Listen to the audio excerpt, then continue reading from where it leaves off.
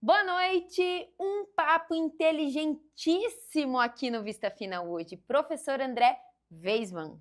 Gostei desse nome, né? Vamos falar sobre inteligência artificial. Já fica aqui meu questionamento para você de casa. Inteligência artificial, aliada ou inimiga? Responde pra gente aí no YouTube, coloca pra gente lá no Instagram que eu quero saber a tua opinião de casa.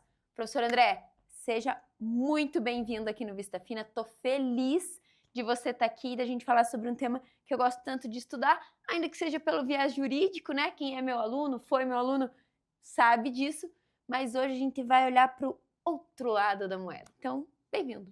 Muito bem, muito obrigado. É um prazer estar aqui e principalmente poder falar de uma temática que é tão...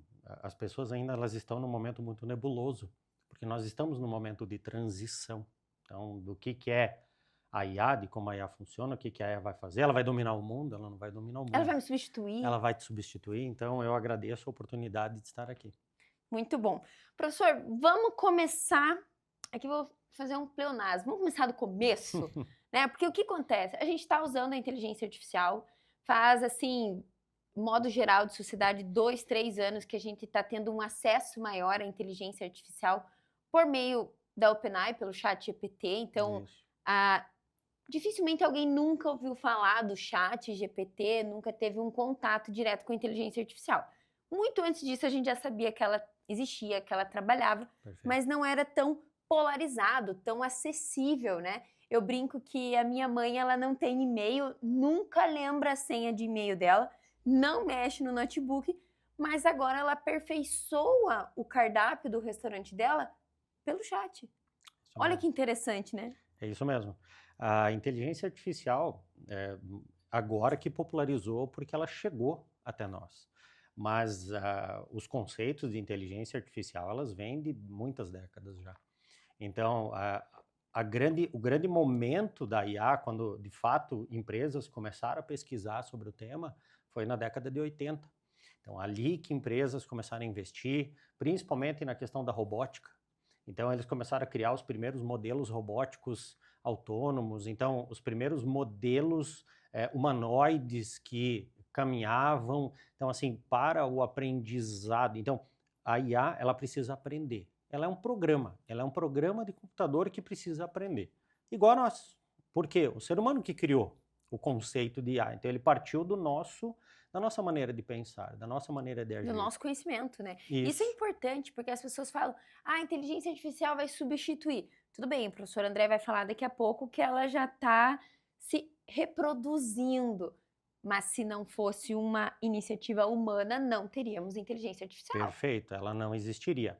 Por que agora ela ganhou esse grande foco? Porque, computacionalmente falando, o poder de máquina que nós tínhamos na década de 80 era ínfimo.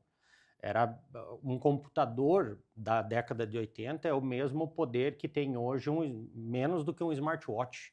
É menos do que eu brinco, que é a calculadorinha do I99 que a gente compra.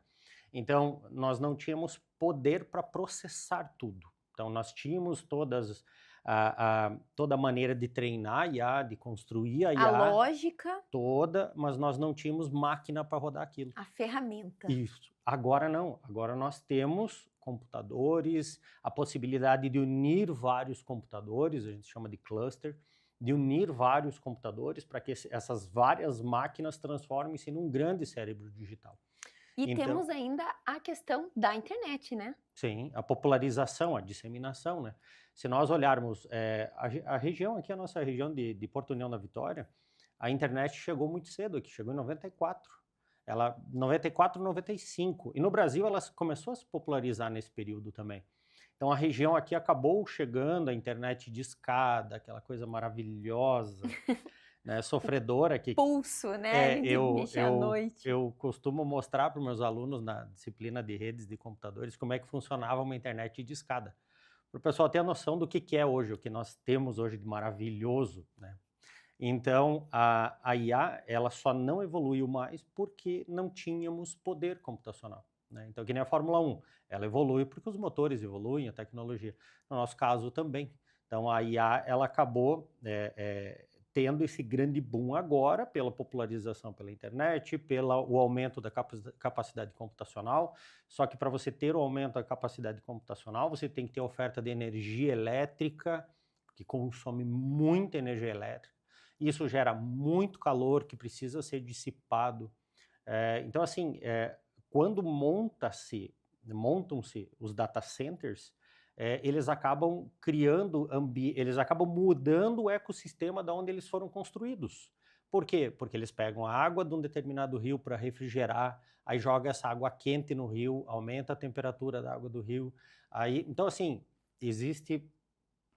se formos falar aqui, nós vamos ficar a noite toda falando sobre isso. É um efeito cascata, né? A gente até cascata. fala que o problema do alto uso de tecnologia é o aquecimento global, é a capacidade energética. A gente está cada vez com maior tendência a ter dificuldade em capacidade energética. Isso mesmo. Então, é muito assunto. Gente, esse foi o primeiro bloco. A gente volta daqui a pouco para falar sobre... Se o ser humano vai ser substituído Pode pela ser, IA. pode ser. Muito Gostei. bem. Até já.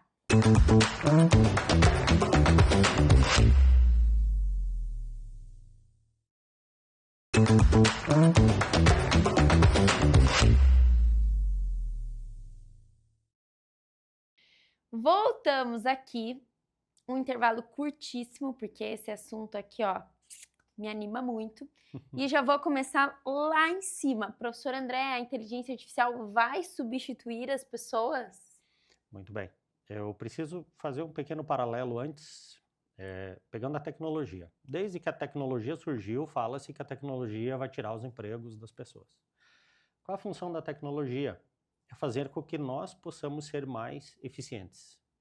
Essa é a função dela. Então, em nós podendo ser mais eficientes, nós podemos dedicar mais tempo às nossas famílias, ao nosso dia a dia, à nossa vida. Eu sempre costumo dizer assim, se nós lembrarmos alguns anos atrás, quando você precisava fazer um relatório, você levava dias fazendo um relatório, compilando dados, pegando de vários lugares, para montar uma planilha no Excel, para montar alguma coisa.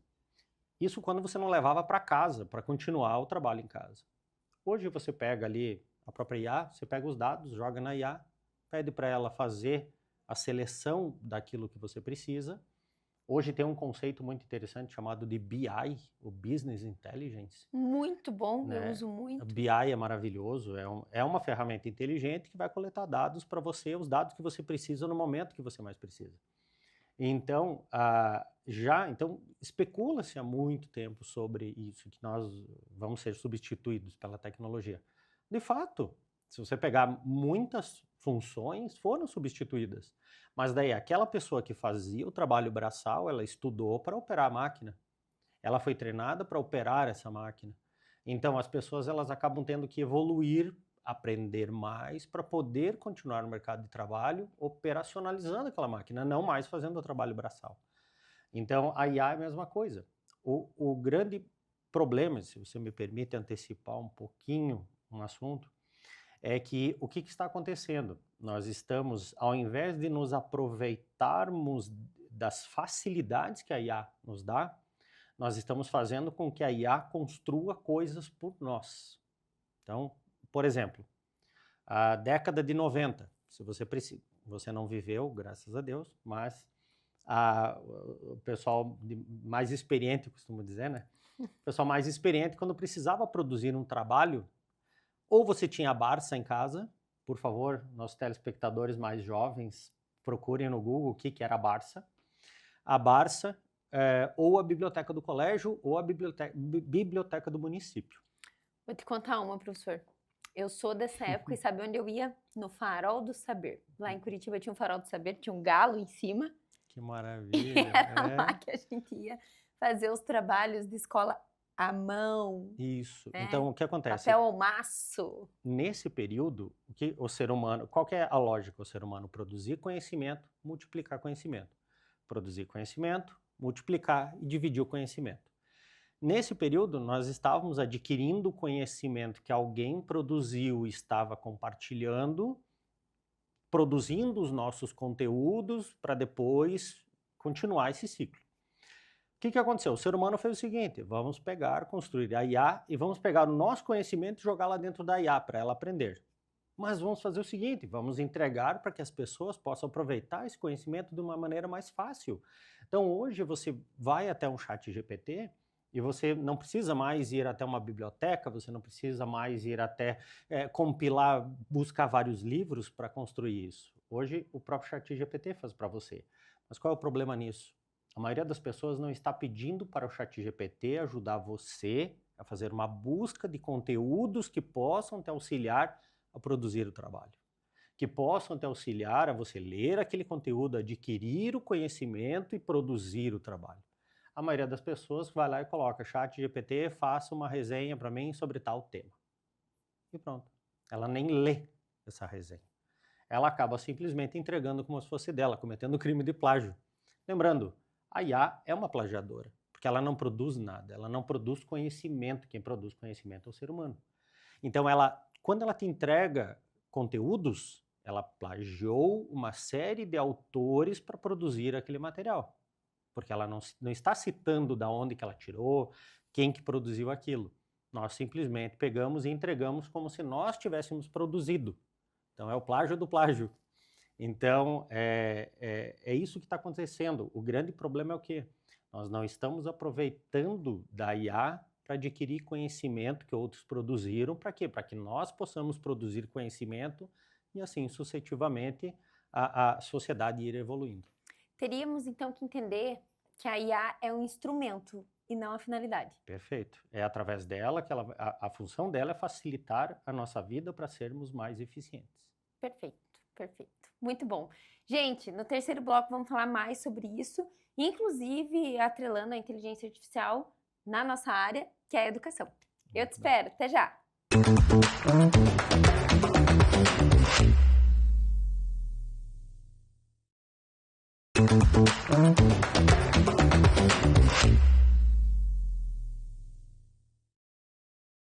Voltamos aqui. E agora a pergunta é a seguinte, professor. Como a gente deve usar o chat GPT de uma maneira saudável e eficiente? E aqui eu coloco da seguinte maneira. No nosso dia a dia, para os nossos alunos, quando eles vão fazer um trabalho, uma pesquisa, para os profissionais, que eu não vejo um modo de se desviar dessa tecnologia, que é um facilitador, que é um instrumento, mas tem que saber como usar. Do teu ponto de vista, qual que é a percepção ideal de IA? Muito bem. Eu, em sendo professor, sou pesquisador, sou desse universo acadêmico, nós temos que sempre pensar que alguém produziu aquilo. Então, a IA, ela aprendeu a partir de algo que foi produzido por uma pessoa. Lembrando, quem gera conhecimento é o ser humano. Quem tem inspiração é o ser humano. A IA não tem sentimento, ela não sente, meu Deus, eu vou fazer uma obra de arte. Ela vai se basear em artistas e vai ali fazer uma cópia baseada no que outros artistas fazem. Então, o que nós temos que ter em mente? Quando você vai produzir algo, principalmente no meio acadêmico, faça uma busca. Então, você precisa pesquisar sobre um determinado assunto. Peça para o chat GPT indicar as fontes da onde ele tirou aquele conteúdo, citar os nomes dos autores daqueles conteúdos. Para quê? Para que você possa depois acessar esses conteúdos e conferir, ir direto na fonte, verificar porque o chat GPT mente, né? Então falávamos isso em off. O chat GPT ele mente porque ele não pode simplesmente dizer para você, olha, eu não sei, eu desconheço esse conteúdo. As pessoas vão começar a ficar incrédulas da capacidade. Então, o que você tem que fazer? Você tem que pedir para que ele te entregue o conteúdo que você pediu, porém, ele te entregue os autores que falam sobre aquele assunto e as fontes da onde ele tirou aquilo. Perfeito. Para que daí, a partir dessas fontes, você vai lá na origem, verifica, esse autor existe, de fato, ele é um autor de renome da área, ele tem propriedade para falar sobre esse assunto, não vou falar uma lorota. Ao mesmo tempo, você tem a fonte para depois citá-lo. para fazer todas as citações adequadas no trabalho. Para você Exatamente. dizer da onde saiu, e detalhe, você vai ler, você vai ter que buscar. Então, nós temos que ter em mente que a IA é um facilitador, ele não é um terceiro, ou não, nós estamos terceirizando o conhecimento, Isso não né? podemos. Nós não podemos fazer isso, nós temos que aproveitar essa ferramenta para facilitar o nosso dia a dia. É só retrocedermos um pouco quando surgiram as ferramentas de busca. As ferramentas de busca, elas te traziam o lugar para onde você pesquisar. Então, ali você era o facilitador de você não ter que ir até a biblioteca, pegar vários livros e nesses vários livros ir no sumário e depois procurar dentro desses livros. O Google fazia isso por você. Hoje a IA faz o quê? Ela vai lá, ela pega o livro, ela abre o livro, ela lê o livro, te faz um resumo e te entrega. Então esse é o problema, nós não podemos mais deixar de adquirir o conhecimento. Isso, perfeito. Eu até conversava com o professor aqui no nosso intervalo, quando ele falou, a IA mente. Falei, concordo. Final do ano estava em casa, papo de família, e uma tia muito descolada falou que eu deveria pensar em contratar uma pessoa e tal. Daí um tio meu falou assim, você é maluca de contratar alguém, custa caro, é muito imposto. E essa mesma tia falou, peraí, vamos ver quanto custa. Jogou no chat e falou quanto custaria.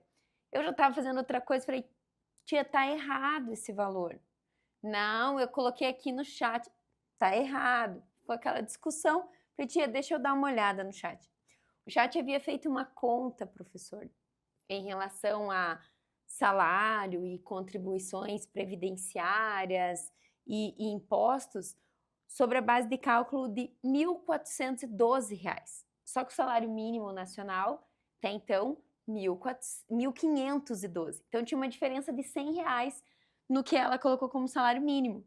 E eu falei, tia, tá errado, porque o salário mínimo não é 1.412 dela. Não é possível. O chat nunca errou. Ele me ajuda todo dia. Eu falei, então, procure no Google, né? Veja, pergunte quanto é o valor do salário mínimo. Ficou indignada, né? E eu mandei para o chat, você errou, o salário mínimo no Brasil é tanto. E ela falou, me desculpe, você está certa.